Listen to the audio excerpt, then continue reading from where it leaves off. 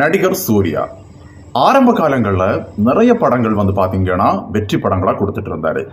இப்போ வரக்கூடிய படங்கள் எல்லாமே வந்து சூர்யாவுக்கு வந்து ஃப்ளாப் ஆகுது. ஸோ என்ன ரீசன் அப்படின்னு சொல்லிட்டு நான் இதுக்கு முன்னாடி நிறைய வீடியோஸ் வந்து நான் பேசியிருக்கேன், சூர்யாவை பற்றி பேசியிருக்கேன். ஏன்னா எனக்கு சூர்யாவை ரொம்ப பிடிக்கும், அவருடைய ஆக்டிங், அவருடைய டான்ஸ் எல்லாமே ரொம்ப பிடிக்கும். இப்போ சூர்யாவுடைய படங்கள் தோல்வியடைய காரணம் என்னன்னு பார்த்தீங்கன்னா சூர்யாவுடைய வாய். சூர்யாவுடைய வாயை கூட மூடலாம், ஆனால் ஜோதிகா வாயையும் சோகுமாருடைய வாயையும் மூட முடியாது. ஏன்னா அவங்க பண்ணக்கூடிய சில விஷயங்கள் என்ன ஆகுதுன்னா சூர்யாவை வந்து பாதிக்குது. அரசியல் பேசக்கூடிய விஷயங்களா இருக்கட்டும், தஞ்சை பெரிய கோவில் இஷ்யூவா இருக்கட்டும், ஜோதிகா வந்து தமிழ் சினிமாவை வந்து கேவலமா பேசின விஷயங்களா இருக்கட்டும். ஸோ இந்த மாதிரிப்பட்ட விஷயங்கள் எல்லாமே சூர்யாவுடைய கெரியரை வந்து பாதிக்குது. என்னைக்கு சூர்யா வந்து அரசியல் பேச ஆரம்பிச்சாரோ அதுல இருந்தே சூர்யாவை வந்து நிறைய பேர் கழுவித்த ஆரம்பிச்சுட்டாங்க. இப்போ ரீசெண்டா சூர்யாவுக்கு வந்து குள்ளன் அப்படின்னு சொல்லிட்டு பேரெல்லாம் வச்சிருக்காங்க. கர்மா, நீங்க முன்னாடி பண்ணதுதான் இன்னைக்கு வந்து உங்களை வந்து பாதிக்குது அப்படிங்கிற மாதிரி வந்து நிறைய பேர் சொல்றாங்க. சூர்யா இனி எந்த படம் நடிச்சாலும் அது வந்து ஓடாது, ஹிட் ஆகாது அப்படிங்கிற மாதிரி நிறைய பேர் சூர்யாவை வந்து பேசுறாங்க. உண்மையாவே சூர்யாவுடைய படங்கள் தோல்வியடைய காரணம் என்னன்னு பார்க்கும்போது ஒரு பக்கம் சூர்யாவுடைய ஃபேமிலி, இன்னொரு பக்கம் சூர்யா சூஸ் பண்ணக்கூடிய கதைகள், இன்னொரு மெயின் விஷயம் என்னன்னு பார்த்தீங்கன்னா சூர்யாவை வளர்த்தி விட்ட டைரக்டர்ஸை சூர்யா வந்து மதிக்கிறதே கிடையாது. அதாவது ஒரு 4 டைரக்டர்ஸ் இருக்காங்க, 4 டைரக்டர்ஸ் வந்து சூர்யாவுடைய வளர்ச்சிக்கு காரணமா இருந்திருக்காங்க. அதுக்கு அடுத்து ஒரு படம் பண்ண கூப்பிடும்போது சூர்யா வந்து மறக்கிறாரு. ஸோ இந்த மாதிரிப்பட்ட விஷயங்கள் எல்லாம் பார்க்கும்போது மொத்தத்திலேயே சூர்யாவுடைய கேரக்டரை வச்சு நிறைய பேர் வந்து சூர்யாவுடைய படங்கள் பார்க்கறது கிடையாது. ஒருவேளை சூர்யாவுடைய படங்கள் நல்ல கதையா இருந்தா கூட மக்கள் வந்து அந்த படத்தை வந்து ஃப்ளாப் ஆக்குறாங்க. ஸோ இன்னைக்கு நம்ம இந்த வீடியோல சூர்யாவுடைய வளர்ச்சிக்கு காரணமான 4 டைரக்டர்ஸ் யாரு, சூர்யா எந்தெந்த படங்களை நடிக்காம மாறினாரு அப்படிங்கிறத பத்தி நான் வந்து பேச போறேன். ஸோ வாங்க வீடியோவை ஸ்டார்ட் பண்ணலாம். அதெல்லாம் ஆரம்பிக்கிறதுக்கு முன்னாடி நீங்கள் இப்போ தான் முதல் தடவை நம்ம சேனலை பார்க்குறீங்கன்னா கண்டிப்பாக சப்ஸ்கிரைப் பண்ணுங்கள், பெல் ஐக்கானை கிளிக் பண்ணி வைங்க, ஆல் நோட்டிஃபிகேஷனை செட் பண்ணுங்கள். அப்போ தான் நான் போடக்கூடிய வீடியோஸ் உங்களுக்கு நோட்டிஃபிகேஷனில் வரும். ஃபேஸ்புக்கில் பார்க்குறவங்க ஃபாலோ பண்ணுங்கள். எப்போவுமே ஒன்று சொல்லுவாங்க, நம்மளை வளர்த்தி விட்டவங்களை நம்ம வந்து மறக்கக்கூடாது அப்படின்னு சொல்லுவாங்க. நமக்கு ஹெல்ப் பண்ணவங்க, நம்முடைய வளர்ச்சிக்கு உதவியாக இருந்தவங்க, நம்ம வளரணும் அப்படின்னு சொல்லிட்டு நமக்கு பின்னாடி இருந்து நம்மளை தூக்கி விட்டவங்களை நம்ம என்னைக்குமே வந்து மறக்கக்கூடாது அப்படின்னு சொல்லுவாங்க. செய் நன்றி மறவாதிருத்தல் அப்படின்னு சொல்லிட்டு ஒரு டயலாகே இருக்கு. ஸோ நான் சொன்ன மாதிரி ஆரம்ப காலங்களில் சூர்யாவுடைய படங்கள் வந்து ரொம்ப சூப்பராக இருந்தது, ஹிட்டு கொடுத்தது அப்படின்னு சொன்னோம். ஒரு படம் ஹிட் ஆகணும்னா ஆக்டர்ஸை தாண்டி டைரக்டர்ஸ் வந்து ரொம்பவே முக்கியம். அதே மாதிரி சூர்யாவுடைய படங்கள் வந்து ஹிட் ஆகிறதுக்கு மெயினா வந்து டைரக்டர்ஸ் நிறைய பேர் வந்து காரணமா இருந்திருக்காங்க. சூர்யா வந்து அதிகமா படம் நடிச்ச டைரக்டர்ஸ் யாருன்னு பாத்தீங்கன்னா முதல் வந்து பாத்தீங்கன்னா பாலா, அதுக்கப்புறம் வந்து ஹரி, அதுக்கு அடுத்து வந்து பாத்தீங்கன்னா நம்முடைய கேவி ஆனந்த் சார், அதுக்கு அடுத்து வந்து பாத்தீங்கன்னா கௌதம் வாசுதேவ் மேனன். இந்த மாதிரி 4 டைரக்டர்ஸ் கூட கொஞ்சம் அதிகமான படங்கள் வந்து நடிச்சிருக்காரு. பாலா கூட பாத்தீங்கன்னா பிதாமகன், அதுக்கப்புறம் நந்தா நடிச்சாரு. பிதாமகன் படமும் நந்தா படமும் சூர்யாவுக்கு வந்து ஒரு சூப்பரான மூவி, ஹிட் கொடுத்த மூவி. அதுலயும் மெயினா வந்து நந்தா படம் தான் சூர்யாவுடைய கெரியரே மாத்தின ஒரு மூவி. அதுக்கப்புறம் நம்முடைய பாலா வந்து ரீசெண்டா வந்து வணங்கான் படம் நடிக்கிறதுக்கு சூர்யாவை கூப்பிடும் போது வர முடியாது அப்படின்னு சொல்லிட்டு அந்த படத்தை 2 ஸ்கிப் ஆயிட்டாரு. அந்த படத்தை அதுக்கப்புறம் அருண் விஜய் நடிச்சாரு. அந்த படம் வந்து பிளாக் பஸ்டர் ஹிட் ஆயிடுச்சு. ஸோ சூர்யாவை ஸ்டார்டிங்ல வளர்த்தி விட்ட டைரக்டர் வந்து பாலா, அவர் ஒரு படம் பண்ண கூப்பிடும்போது சூர்யா வந்து பண்ணாம விட்டது ஒரு பெரிய ஒரு தப்பு. ஸோ என்ன சிச்சுவேஷன் அப்படின்னு தெரியல, சூர்யாவுடைய சிச்சுவேஷன் என்னன்னு தெரியல, அவர் வந்து அதுல விலகிட்டாரு. அதுக்கு அடுத்து வந்து பாத்தீங்கன்னா ஹரி. நம்ம எல்லாருக்குமே தெரியும், ஹரி வந்து சிங்கம் 1, சிங்கம் 2, சிங்கம் 3, வேல் 6. ஸோ இந்த மாதிரி இன்னும் நிறைய படங்கள் உண்டானு தெரியல. எனக்கு தெரிஞ்சு இந்த 5 படங்கள் ஹரி டைரக்ஷன்ல நம்முடைய சூர்யா வந்து நடிச்சிருந்தாரு. இப்போ ரீசெண்டா அருவான்னு சொல்லக்கூடிய ஒரு படம் வந்து ஹரி எடுக்கிறாரு.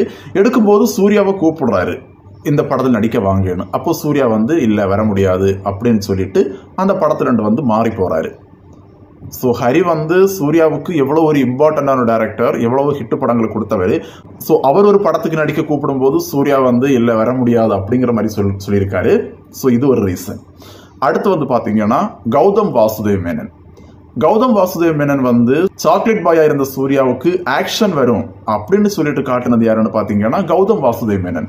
காக்க காக்க படத்துல சூர்யா வந்து ஒரு மாஸ் ஹீரோவா காட்டியிருப்பாரு, நல்ல ஃபைட் சீன் எல்லாம் வச்சு காட்டியிருப்பாரு. அந்த படம் வந்து பாத்தீங்கன்னா சூப்பர் ஹிட்டான மூவி சூர்யாவுடைய கெரியர்ல. அதுக்கு அடுத்து வந்து பாத்தீங்கன்னா வாரணமாயிரம் சொல்லவே வேண்டாம். கௌதம் வாசுதேவ் மேனன் இயக்கத்துல வந்த வாரணமாயிரம் மூவி வந்து ஒரு சூப்பரான மூவி. அதுக்கு அடுத்து கௌதம் வாசுதேவ் மேனன் சூர்யா கிட்ட போய் துருவ நட்சத்திரன் படம் நடிக்க வாங்க அப்படின்னு சொல்லிட்டு கூப்பிடும்போது சூர்யா வந்து மறந்துருக்காரு. ஸோ இது ஒரு ரீசன். அடுத்து வந்து பாத்தீங்கன்னா சூரரை போற்று. ஸோ சூரரை போற்று படம் எடுத்த டைரக்டர் திரும்ப வந்து பராசக்தின்னு சொல்லக்கூடிய படத்தை வந்து எடுக்கிறாங்க.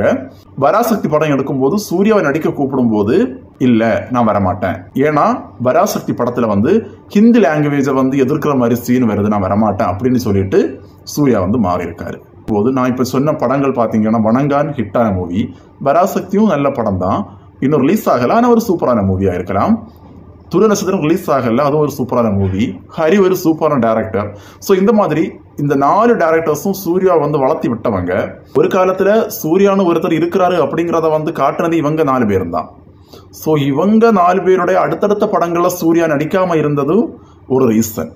Main reason family. ஸோ சூர்யாவோட ஃபேமிலியை பற்றி சொல்லணும்னா சிவகுமார், ஜோதிகா, அதுக்கப்புறம் சூர்யா வந்து அரசியல் பேசின விஷயங்கள், தஞ்சை பெரிய கோயிலை பற்றி பேசின விஷயங்கள். ஸோ இந்த மாதிரி மொத்தத்திலேயே மக்கள் எல்லாருமே காண்டாயிட்டாங்க, அவ்வளோதான் சொல்ல முடியும். நிறைய மக்கள் வந்து பார்க்கவே கூடாது அப்படிங்கிற மாதிரி முடிவு பண்ணிட்டாங்க. சூர்யாவுடைய படம்னாலே இனி அவர் எவ்வளவுதான் ஒரு சூப்பர் ஹிட் டைரக்டர் கூட படம் நடித்தாலும், எவ்வளவுதான் சூப்பர் ஹிட்டான படங்கள் நடித்தாலும், நல்ல படமே தான் நடித்தாலும் மக்கள் வந்து அவருடைய படத்தை வந்து விரும்பி பார்ப்பாங்களான்னு கேட்டீங்கன்னா கேள்விக்குறிதான். சூர்யாவுக்கு நிறைய ரசிகர்கள் இருக்காங்க. அவர் நாளைக்கு பண்ணக்கூடிய படம் ஹிட் ஆகும், நாளை கழிச்சு பண்ணக்கூடிய படங்கள் ஹிட் ஆகும் அப்படின்னு சொல்லிட்டு நிறைய பேர் வந்து எதிர்பார்த்துட்டு இருக்காங்க. ஆனா என்னை பொறுத்த வரைக்கும் சூர்யா என்ன பண்ணா இனி படம் ஹிட் ஆகும் அப்படிங்கிற மாதிரி தான் எனக்கு தோணுது. ஸோ அவர் மன்னிப்பு கேட்கணுமா, யாருக்கிட்ட மன்னிப்பு கேட்கணும்னு தெரியல. தஞ்சை பெரிய கோயில் இஷ்யூவை பற்றி மன்னிப்பு கேட்கணுமா, இல்லை அந்த அரசியல் சம்பந்தமான விஷயங்களுக்கு மன்னிப்பு கேட்கணுமா, இல்லை வந்து ஜோதிகா மன்னிப்பு கேட்கணுமா, சிவகுமார் மன்னிப்பு கேட்கணுமா, இல்லை வந்து மொத்த ஃபேமிலியும் சேர்ந்து யாருக்கிட்ட மன்னிப்பு கேட்கணும், அப்படி மன்னிப்பு கேட்டாலும் சூர்யா படங்கள் ஓடுமா அப்படிங்கிற மாதிரி நிறைய டவுட்ஸ் எல்லாமே இருக்கு. ஸோ என்ன நடக்கும்னு புறத்திருந்து பார்ப்போம். எப்போவுமே ஒரு நடிகர் அப்படிங்கிறது வந்து ஒரு படம் நடிக்க வராங்கன்னா நடிக்கணும், போயிட்டே இருக்கணும். நான் அரசியல் பேசுவேன், நான் வந்து அவங்கள பற்றி பேசுவேன், இவங்கள பற்றி பேசுவேன் அப்படின்னு சொல்லிட்டு வந்தாங்கன்னா மக்கள் வந்து எப்போவுமே வந்து ஒரே மாதிரி இருக்க மாட்டாங்க. ஓகே, சூர்யா உடைய படங்கள் ஒரு பக்கம் இருக்கட்டும், இன்னொரு பக்கம் அகரம் ஃபவுண்டேஷன். அகரம் ஃபவுண்டேஷன் மூலமா வந்து நிறைய பேரை வந்து படிக்க வச்சிருக்காரு சூர்யா. சூர்யாவுக்கு படிப்பு வராது, ஆனால் அவர் வந்து நிறைய பேரை படிக்க வச்சிருக்காரு, நல்ல காரியங்கள் பண்றாரு. அவர் எவ்வளவுதான் நல்ல காரியங்கள் பண்ணிட்டு இருந்தாலும் அவருடைய ஒரு கெரியர்னு வரும்போது ஸ்பாயில் ஆகுது. அவருடைய அந்த மூவி, அவருடைய படங்கள் எல்லாமே வந்து ஸ்பாயில் ஆகுது. உண்மையாகவே அகரம் ஃபவுண்டேஷன் மூலமா நிறைய மக்களை வந்து படிக்க வச்சிருக்காரு, ஏழை பிள்ளைகளை படிக்க வச்சிருக்காரு, நிறைய டாக்டர்ஸை வந்து உருவாக்கியிருக்காரு சூர்யா. அவர் எவ்வளோதான் நல்லது பண்ணாலும் அவருடைய படங்கள் மட்டும்தான் ஹிட் ஆகலை. அது என்ன ரீசன் அப்படின்னு தெரியல, கரெக்டான ரீசன். ஸோ சூர்யாவுடைய படங்கள் ஹிட் ஆகணும், நல்லா ஓடணும். மெயினாக வந்து மக்களுக்கு பிடிக்காத இந்த அரசியல் விஷயங்கள் அதில் எல்லாம் தலையிடாமல் எப்போவுமே வந்து ஒருமைத்தன்மையாக சூர்யா இருந்தாருன்னா கண்டிப்பாக ஹிட் ஆகும். மாஸ் ஹீரோவாக ஆகணும் அப்படிங்கிறது வந்து சூர்யாவோட ஆசையாக இருந்தாலும் அவர் வந்து மாஸ் ஹீரோவாக ஆகலை. இப்போ வந்து விஜய் மாதிரி, அஜித் மாதிரி அவரெல்லாம் வந்து ஆக முடியலை. இப்போ சூர்யாவுடைய படங்கள் பார்த்தீங்கன்னா நார்மலாக ஒரு பையனுடைய படம் பார்க்குற மாதிரி தான் இருக்கும். கிட்டத்தட்ட 45 படங்கள் மேலே பண்ணிட்டாரு, இன்னுமே அவர் மாஸ் ஹீரோவாக அவர் மாறல, என்னன்னு தெரியல. அவருடைய படங்கள் நீங்கள் பார்த்தீங்கன்னா எல்லாமே வந்து நார்மலாக தான் இருக்கும். நார்மல் மீன்ஸ் ஒரு அயன் படம் பார்த்துருப்பீங்க, அதில் ஒரு நார்மல் பக்கத்து வீட்டு பையன் அந்த மாதிரி தான் இருக்கும். இப்போ தான் அவர் படம் நடிக்க வந்த மாதிரி ஒரு ஃபீல் ஆகும். அவர் வந்த உடனே மக்கள் எல்லாம் வந்து கை தட்டி அவருடைய அந்த ஃபைட் சீன்ஸ், அவருடைய டான்ஸிங், ஸோ அந்த சில இப்போ நீங்கள் விஜய் எல்லாம் வாராரு அப்படின்னா நமக்கு வந்து ஒரு நமக்கு உடம்புக்குள்ளே ஒரு புல்லரிப்பு வந்துடும். அந்த மாதிரி இன்னுமே சூர்யா வந்து மாறலை. நார்மலாக ஒரு ஆக்டர், அவருக்குன்னு சொல்லிட்டு கொஞ்சம் ரசிகர்கள் இருக்காங்க, அப்படிதான். ஸோ இன்னும் அவர் நிறைய பண்ணணும், நிறைய உழைக்கணும். ஸோ தயவு செஞ்சு உங்கள் வாய்களை மூடுங்க. நான் சொன்னது சூர்யாவுடைய வீட்டில் உள்ளவங்களுடைய வாயை, சிவகுமார், ஜோதிகா, சூர்யா, வாயை மூடிட்டு உங்கள் வேலையை மட்டும் பாருங்கள். சூர்யாவுடைய படங்களில் எந்தெந்த படங்கள் வந்து ஹிட்டாக இருந்தால் நல்லா இருக்கும்னு உங்கள் கருத்துக்களை கண்டிப்பாக கமெண்ட்ஸில் வந்து ஷேர் பண்ணுங்கள். அடுத்தடுத்து நடிக்கக்கூடிய படங்கள் ஹிட் ஆகணும்னு சொல்லிட்டு ப்ரேயர் பண்ணுவோம். இந்த வீடியோவோட கிளம்புறேன். நாளைக்கு உங்களை மீட் பண்ணுறேன். பாய்.